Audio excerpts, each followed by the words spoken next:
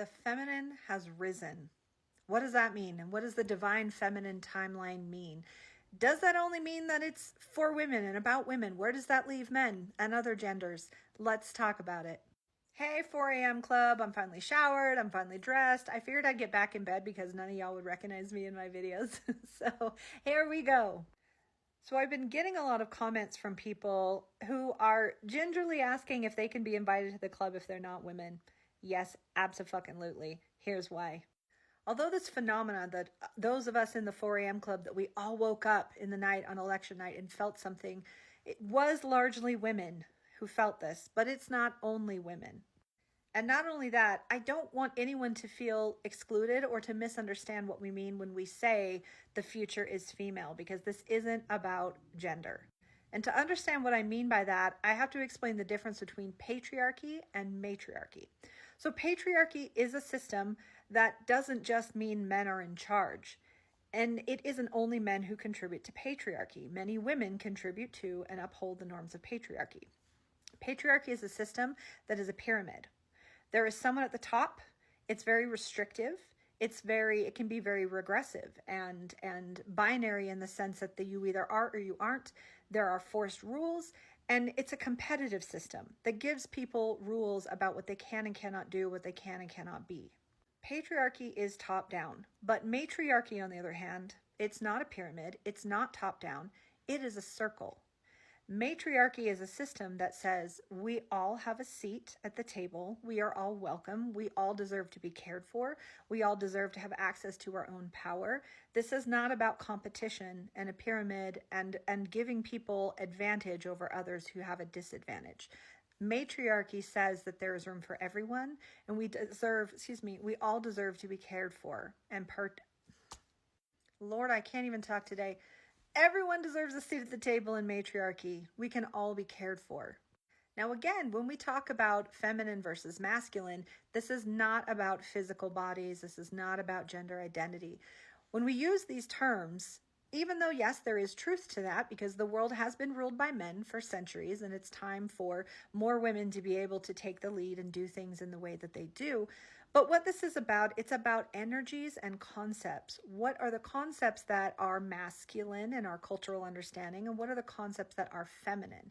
And when we talk about it in this way, yes, it's a lot about the things, these corrupt stereotypes and ideals that don't fit everybody. The things that say boys don't cry and men have to be aggressive and tough. And the ones that say women are silly and emotional and not to be trusted. All these damaging stereotypes are actually part of patriarchy.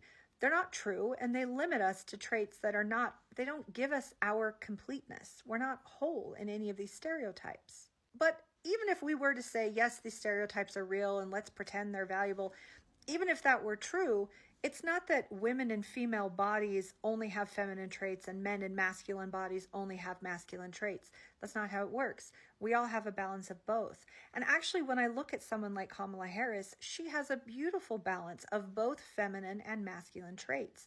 She is warm, she's nurturing, she's empathetic, she's egalitarian, she wants to care for everyone, but she has her masculine traits in her confidence, her drive, the way she ran her career as a prosecutor and as a politician.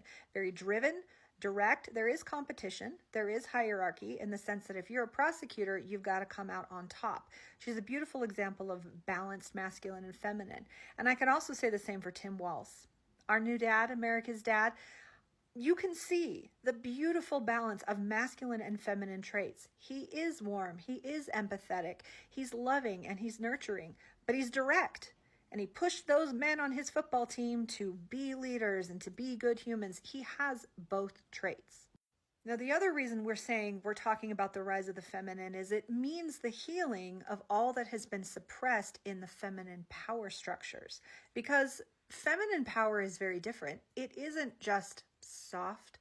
It isn't just, mothers and the powers mothers have. Look at the divine feminine goddesses. Look at the dark goddesses. They wielded swords. They bring destruction. They bring justice. But they do it in a way that is about care in the end. It is about fighting for the marginalized. It is about bringing justice to corruption and to those who would oppress others. Because the unfortunate thing about patriarchy is we don't often see justice where we need to see justice.